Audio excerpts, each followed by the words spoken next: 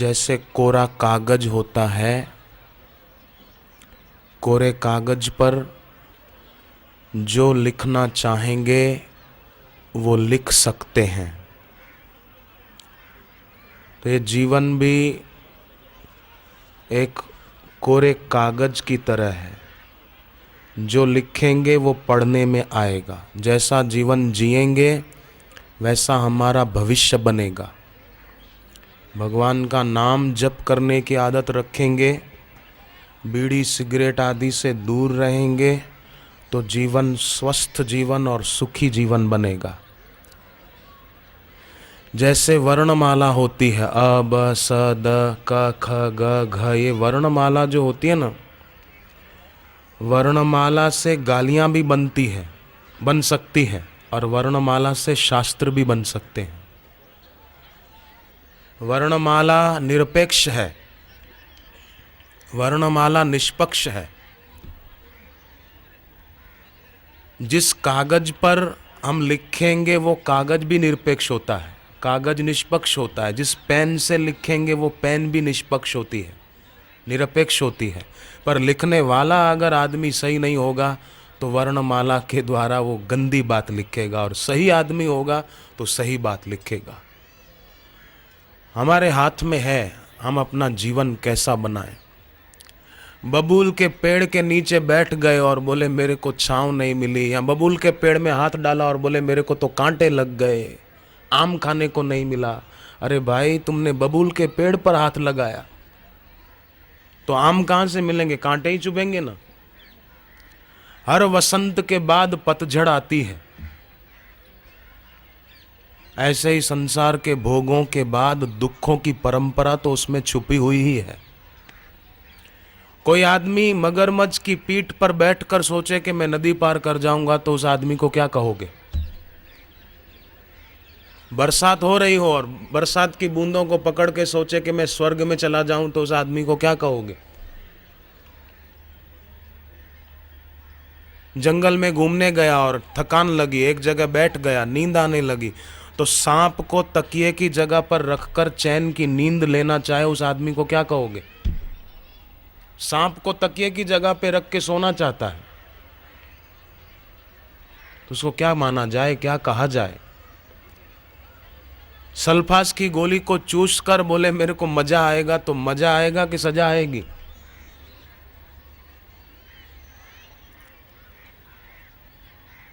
Plastic के फूल आजकल जो मिलते हैं ना बाजारों में, प्लास्टिक के फूल उठाकर सूंघे और बोले इसमें से तो सुगंध ही नहीं आ रही, कहां से आएगी? असली गुलाब का फूल हाथ में उठाओ। तो भोगों को भोगना और सुखी होने की इच्छा करना, ये समझो प्लास्टिक के फूलों से सुगंध लेने की इच्छा करना है। कागज की नाव बनाए और बोले कि इसमें बैठ के मैं नदी पार कर लूं, तो ये संभव ही नहीं है। तो इंसान के हाथ में है, वो अपने जीवन में ध्यान रखे। भूल जीने में होती है और लोग समझते हैं कि जीवन बेकार है। भूल उनके जीने में है, जीवन बेकार नहीं है। कई लोग आपने सुना होगा बोलते हैं अरे जीवन तो बेकार है, जीवन तो व्यर्थ है। नहीं नहीं, जीवन व्यर्थ नहीं है श्रीमान, आपके जीवन जीने का ढंग व्यर्थ है। आपके जीवन जीने का ढंग बेकार है, इसलिए लगता है कि अरे जीवन तो बेकार है। काहे का बेकार है? आपका सोचने का ढंग बेकार है। चित्र बनाते समय कागज पर स्केच पेन से या किसी से वाटर कलर से चित्र बनाते समय कोई आदमी असावधानी रखेगा तो कीचड़ का चित्र भी बन सकता है, और सावधानी रखे तो इंद्रधनुष भी बना सकता है, आकर्षक, सुंदर।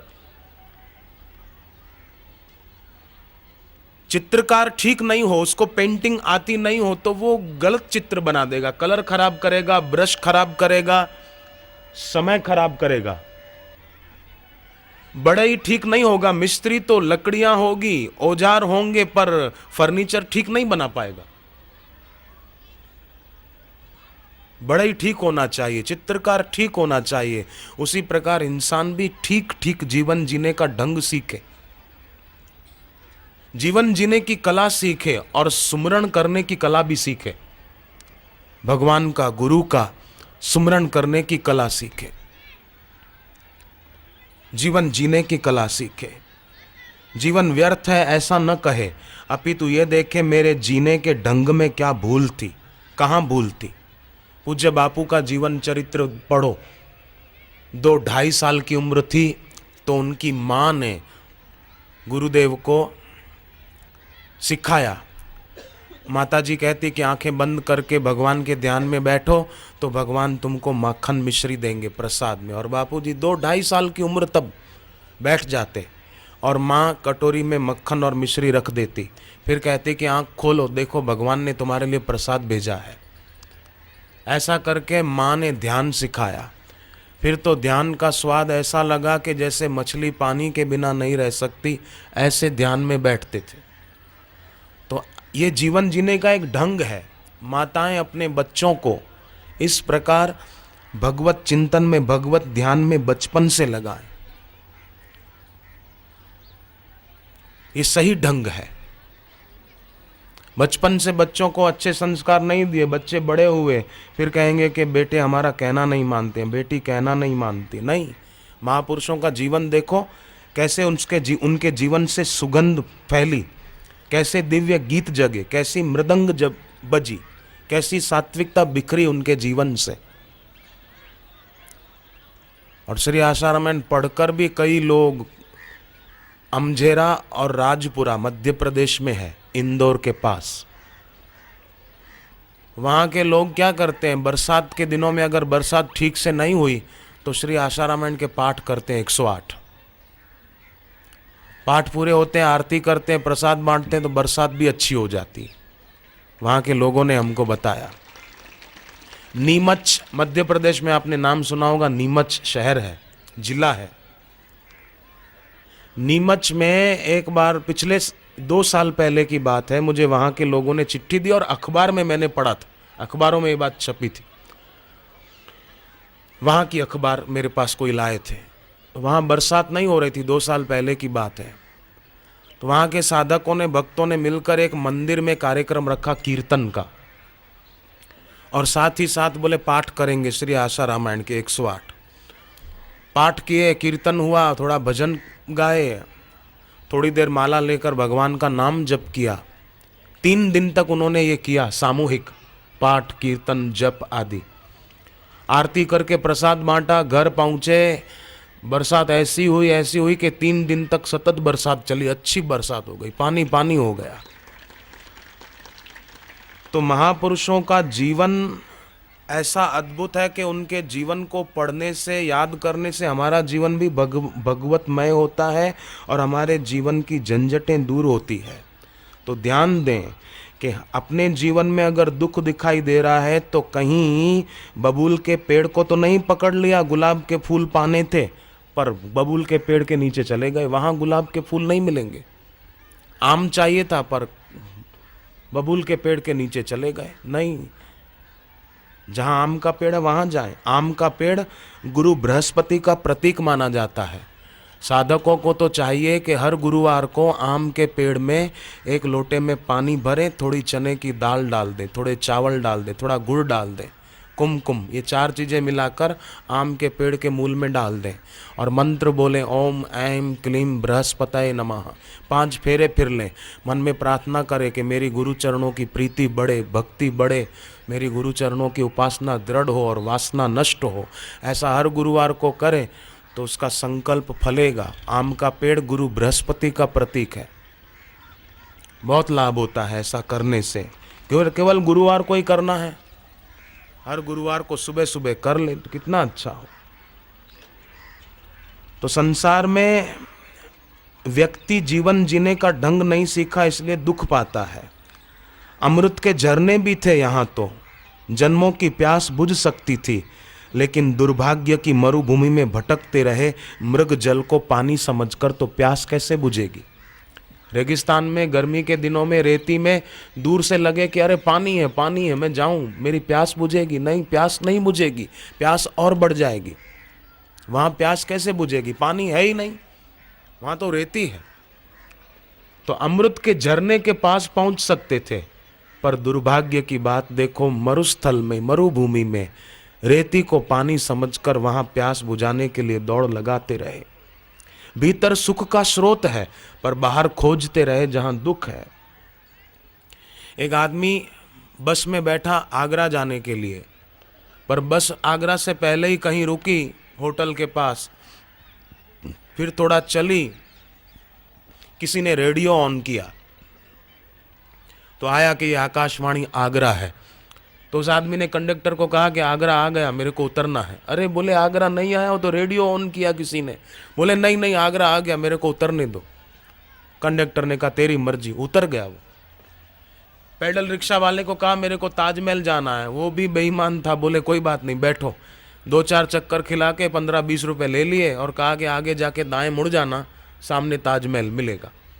वो आगे जाके दाएं मुड़ा तो ताजमहल तो वहाँ था नहीं, एक और आदमी उसके जैसा ही मिल गया। तो उसको पूछा भाई साहब ताजमहल कहाँ है? बोले मैं सुबह से कुतुब मीनार ढूंढ रहा हूँ, तुम मेरे को कुतुब मीनार दिखाओ कहाँ है। अब वो कुतुब मीनार उधर ढूंढ रहा है, वो ताजमहल ढूंढ रहा है, कैसे मिलेगा? जो चीज़ जहाँ है वहाँ तो मिलेगी ना। ताजमहल आगरा में होगा, कुतुब मीनार दिल्ली में है। तो सुख बाहर है नहीं, लोग वहाँ ढूंढ रहे हैं, जहाँ है वहाँ खोजना होगा। तो गुरु सिखाते हैं, गुरु बताते हैं, गुरु जगाते हैं कि कहाँ सुख है। सोए सोए काम न चलेगा। कोई आदमी सोया पड़ा हो और सपना देखे कि अरे मेरे को लोग मार रहे हैं तलवार और लाठियां लेकर, और चिल्लाए बचाओ बचाओ बचाओ, तो उसको बचाने के लिए आप क्या करोगे? आप तलवार उठाओगे क्या, कि लाठी उठाओगे, कि बंदूक उठाओगे कि मैं इसको बचाऊं? नहीं, कुछ जरूरत नहीं है, केवल उसको जगा दो बस, तो वो सुरक्षित ही है।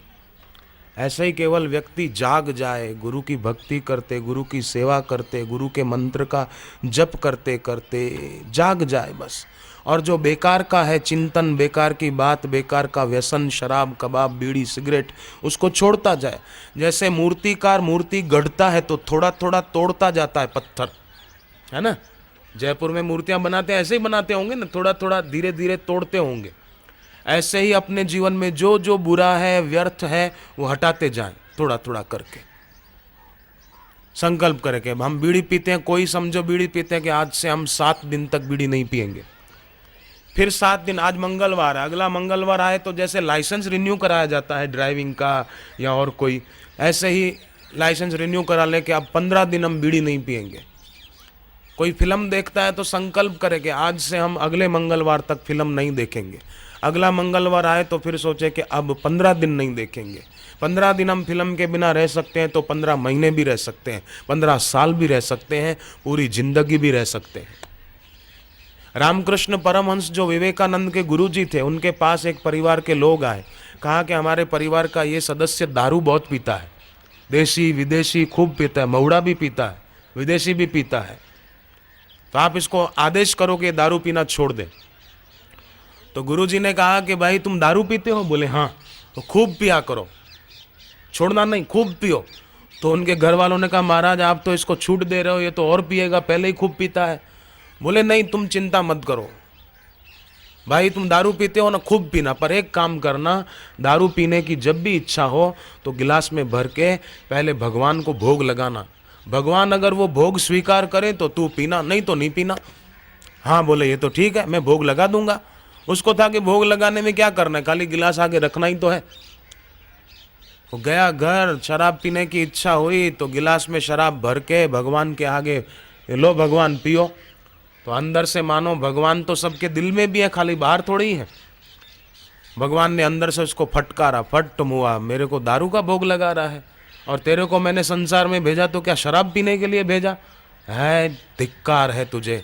अंदर वाले ने उसको फटकारा तो दारू का गिलास उसने जमीन पे पछाड़ दिया। फिर थोड़ी देर के बाद पीने की इच्छा हुई तो फिर गिलास में भर के ले गया। भगवान ने अंदर से फिर फटकारा कि मैंने तुझे संसार में शराब पीने के लिए भेजा, अब यही काम करने के लिए तेरे पास समय बचा है, धिक्कार है तुझे। 3 दिन तक रोज ऐसा होता रहा। चौथे दिन वो गुरुदेव के पास आया और कहा कि महाराज जी आपने मुझे शराब छोड़ने को तो नहीं कहा, पर ऐसी स्थिति हो गई कि अब मैं शराब पी नहीं सकता हूँ, और महाराज अब मैं आपके सामने वचन करता हूँ कि मैं कभी नहीं पीऊँगा। कैसी महापुरुषों की युक्तियाँ होती है, कर्नाटक में बेलगाम है, कर्नाटक राज्य में बेलगाम में हम गए थे, सत्संग था बापूजी का 2 दिन। तो एक आदमी ने मुझे बताया, बोले मैं खूब शराब पीता था, खूब पीता था। मेरी पत्नी बेचारी बहुत दुखी थी मेरी इस गंदी आदत के कारण। तो वो टीवी पर सत्संग सुनती थी, तो मन ही मन बापूजी को प्रार्थना करती थी। दीक्षा तो नहीं ली थी पर गुरु मानती थी और कहती थी बापू मेरे पति को सद्बुद्धि दो, वो शराब पीना छोड़ दे। एक रात को सोई थी तो सपने में उसने देखा बापूजी घर पर आए और बापू ने उसको उपाय बताया कि तेरा पति जब सोया हो, उसके जो श्वास चल रहे हैं तो उनके श्वासों की तरफ मन में देखकर बोलना। शराबी सोया है, उसके जो श्वास चल रहे हैं उस तरफ देख के मन में बोलना, शराब छोड़ दो पतिदेव, छोड़ दो, छोड़ दो, इसी में आपका भला है, शराब पीना छोड़ दो, आपको नुकसान होगा, लीवर खराब होगा, कैंसर हो सकता है, छोड़ दो, छोड़ दो। एक प्रयोग तो ये करना, और दूसरा प्रयोग वो करवट लेकर सोया हो तो उसके सिर के पिछले हिस्से में एक टक देखना और मन में बोलना कि शराब छोड़ दो। मस्तिष्क का, सिर का पिछला हिस्सा सूचना लेता है, अगला हिस्सा सूचना देता है। तो तू रोज ये करना, छोड़ दो, छोड़ दो, छोड़ दो। और सुबह उठकर भगवान का नाम जप करके पानी में देखना और वो पानी अपने पति को पिला दिया करना। उस महिला ने रोज शुरू कर दिया ये प्रयोग। उसके पति ने मुझे बताया 2.5 महीने बीते, मैंने शराब पीना अपने आप छोड़ दिया। पर बाद में पता चला कि पत्नी को बापूजी ने स्वप्ने में ये प्रेरणा दी थी और उसने वैसा किया। उससे मेरे को अंदर में होता था कि मैं छोड़ दूं, मैं छोड़ दूं, मैं छोड़ दूं, और ये आदत छूट गई। तो कोई व्यक्ति घर पे अगर गलत रास्ते जा रहा है तो आप दुखी मत होना, आप ऐसे प्रयोग करके उनको भी सही रास्ते पे ला दो। दुखी होने की जरूरत नहीं है, परेशान होने की जरूरत नहीं है। रात को अंधेरा होता है तो सुबह फिर उजाला होता है, निराश क्यों होना। गम की अंधेरी रात में दिल को न बेकरार कर, सुबह जरूर आएगी, तू सुबह का इंतजार कर। उनको भी प्यार से समझा के सत्संग में ले आए और संग भी ऐसों का करें। भक्त भी है तो भक्तों का संग करें, चरित्रवान लोगों का संग करें। एक आदमी जंगल में रास्ता भूल गया, घूमता रहा, इधर जाए तो भी रास्ता नहीं मिले, इधर जाए तो रास्ता नहीं मिले। बेचारा 3 दिन बीत गए, भूखा प्यासा भटकता रहा। तीसरे दिन दोपहर के बाद एक आदमी सामने से आता हुआ दिखा। वो भागा, दौड़कर उसको गले लग गया। उसको लगा कि ये मेरे को रास्ता बता देगा गांव में जाने का। उसको पूछा, भाई मैं रास्ता भूल गया हूँ, 3 दिन से भूखा प्यासा हूँ, मेरे को रास्ता दिखा दे। तो वो बोला, मैं खुद 5 दिन से भटक रहा हूँ, मेरे को रास्ता नहीं मिला तो मैं तेरे को क्या दिखाऊं। तो संसार में लोग ऐसों की दोस्ती करते हैं जो खुद भटके हुए हैं, जो खुद उलझे हुए हैं, जो खुद बेचारे अपना जीवन बेकार में गंवा रहे हैं। एक आदमी किराने की दुकान पर गया और कहा कि सेठ जी थोड़ा सीधा सामान दे दो, उधार पैसे नहीं है, पैसों की सुविधा होगी तो मैं आपको दे जाऊंगा, थोड़ा आटा दे दो, थोड़े चावल, थोड़ी दाल, थोड़े मसाले, थोड़ा तेल, मैं दे दूंगा। सेठ जी दुकान वाले धर्मात्मा थे, उन्होंने देखा गरीब आदमी बेचारे के बच्चे भूखे मर रहे होंगे, माँ बूढ़ी है, तो सीधा सामान दे दिया। वो जाने लगा तो दुकानदार ने कहा, ठहर भाई, मैंने तुझे सीधा सामान तो दे दिया, पर ध्यान रखना ऐसा ना हो कहीं इसको बेचकर तू सरगस देखने चला जाए। सरगस वाले आते ना, तो वो आए हुए थे उनके नगर में, बोले कि ऐसा ना हो तू ये बेच के सरगस देखने चला जाए। बोले नहीं नहीं सेठ जी आप चिंता मत करो, सरगस देखने के लिए मैंने पैसे अलग संभाल के रखे हैं। सरगस देखने के लिए पैसे रखे हैं, सीधा सामान वाले से उधार मांग रहा है। तो लोग ऐसे कई हैं दुनिया में, बेकार के कामों में तो टाइम खूब खराब करते हैं, पर जप करने के लिए, सत्संग सुनने के लिए, सेवा करने के लिए बोले मेरे पास टाइम नहीं है, मेरे पास टाइम नहीं है। गपशप करने के लिए टाइम है, पर भजन करने के लिए, साधना करने के लिए, ध्यान में बैठने के लिए टाइम नहीं है, तो उनका जीवन बेकार है। पर वो मानेंगे नहीं। दुनिया में जितने पागल खाने हैं ना, उन पागल खानों में जितने पागल रहते हैं वो अपने को पागल मानने को राजी नहीं है। अगर मान ले तो उसी दिन से सुधार शुरू हो जाए। जवाहरलाल नेहरू एक बार पागलों के अस्पताल में गए, भारत के भूतपूर्व प्रधानमंत्री गए तो डॉक्टरों ने कहा कि एक व्यक्ति है ना फलाना, वो अब करीब करीब ठीक हो गया है, हम उसको अब यहाँ से छुट्टी देने की सोच रहे हैं। जवाहरलाल नेहरू उसके पास गए, क्यों अब तो तुम ठीक हो गए, बढ़िया है ना सब। तो उसने कहा आप कौन? जवाहरलाल नेहरू ने कहा मैं भारत का प्रधानमंत्री हूँ, मेरा नाम जवाहरलाल नेहरू है। तो उसने कहा कि अच्छा, मैं पहले घर पे था ना तो मैं ऐसा ही बोलता था, आप यहाँ भर्ती हो जाओ ठीक हो जाओगे। मैं कैसे ठीक हो गया? आप भी ठीक हो जाओगे। हम वो ठीक हुआ है और जवाहरलाल नेहरू प्रधानमंत्री हैं, वो उसको पागल लग रहे हैं। ऐसे ही कई लोग दुनिया में होते हैं, आप उनको अच्छी बात कहो तो वो कहेंगे नहीं नहीं तुमको पता नहीं है, तुम भी जरा पी कर देखो, तुम भी जरा पान मसाला खा के देखो, तुम भी तंबाकू रगड़ के मुंह में डाल के देखो। नहीं, बुद्धिमानों को चाहिए कि अपने जीवन में सावधान रहें, ऐसे लोगों का संग न करें जो अपना जीवन बेकार में गंवा रहे हैं। और अज्ञानी गुरु की शरण में न जाएं, ब्रह्मज्ञानी गुरु की शरण में जाएं। तत्वज्ञानी गुरु की शरण में जाने से इसी जन्म में मुक्ति प्राप्त होती है, इसी जन्म में, इसी जीवन में। अज्ञानी गुरु बहुत घाटा करता है। लुटेरा हमको लूट जाए, डाकू हमको लूट जाए तो इतना नुकसान नहीं होता, पर अज्ञानी गुरु के कारण तो इंसान को ज्यादा नुकसान होता है। अज्ञानी गुरु हमारा अवसर छीन लेता है, जीवन बीत जाता है, उसको खुद को भगवान का साक्षात्कार नहीं हुआ तो उसके संग से हमको क्या होगा। एक आदमी को घर में घी की जरूरत पड़ी तो घी खरीदने गया। घी मंडी होती है ना, घी का भी मार्केट होता है, घी वालों का, बड़े शहरों में। तो गया, एक दुकानदार को पूछा भाई साहब घी क्या भाव है? उसने कहा 150 रुपये, गाय का घी है। बोले 150 रुपया बहुत महंगा है। वो सामने वाला तो कह रहा है खाली 120 रुपये। तो इस दुकानदार ने कहा वो 120 रुपया कह रहा है तो ले लो उसके पास जाकर, मेरे पास क्यों आए? बोले उसके पास है नहीं, उसके पास है नहीं। बोले उसके पास है नहीं ना, इसलिए वो 120 कह रहा है। जिस दिन मेरे पास नहीं होगा ना, मैं तुझे 100 रुपये में दूंगा। मैं 100 रुपये भाव कहूंगा जिस दिन मेरे पास नहीं होगा माल। तो माल नहीं है इसलिए वो ऐसी बातें करते हैं, और कई लोग बेचारे फंस भी जाते हैं। पर माल है ही नहीं तो उस दुकान पे जाने से फायदा क्या? तो जरा देख लो, जिनसे चाहते हो शांति, क्या उन्होंने पाई है शांति? चाहते हो मुक्ति तो ऐसे गुरु की शरण में जाना चाहिए जो स्वयं मुक्त आत्मा है। मुनीम ने कहा सेठ को, सेठ जी मुझे आपके पास नौकरी नहीं करनी। क्यों नहीं करनी? बोले आपको मेरे पर विश्वास नहीं है तो नौकरी क्यों करूं? बोले तिजोरी की सब चाबियां तुम्हारे सामने मेज पर पड़ी रहती है, तुम कैसे कहते हो मुझे तुम पर विश्वास नहीं है? बोले सेठ जी एक भी चाबी से तिजोरी का ताला ही नहीं खुलता है। चाबियां तो है पर नकली चाबियां हैं। ऐसे ही कई गुरु बन बैठे हैं, सबको चाबियां दे रहे हैं, लो मंत्र तुम्हारा भला हो जाएगा,